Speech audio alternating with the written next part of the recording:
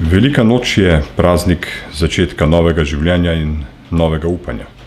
Praznik, ki slavi zmago ljubezni in življenja nad trpljenjem in smrtjo, ki slavi zmago novega upanja nad brezupnostjo, strahom in žalostjo.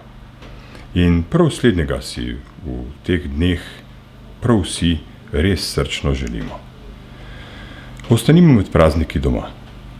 Pogovarjajmo se drug z drugim, proslavimo te lepe, duhovne dni, v mislih pa si pridružimo tiste, ki zaradi različnih vzrokov ne morejo biti z nami.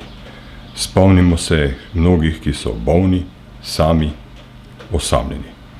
Povabimo jih v mislih v svoja srca, v svoje želje in bodimo hvaležni za vse to, kar mi imamo in drugim mogoče ni dano. Bog je ljubezen ustvaril za vse čase, za vse ljudi, ampak od Boga in od ljudi je lahko ljubljen le tisti, ki ljubi sebe in druge ljudi, tisti, ki ljubi Boga, tisti, ki ljubi resnico, življenje, radost, veselje, iskrenost, delo. Bodimo hvaležni drug za drugega in za vse dobrote, ki smo jih prejeli.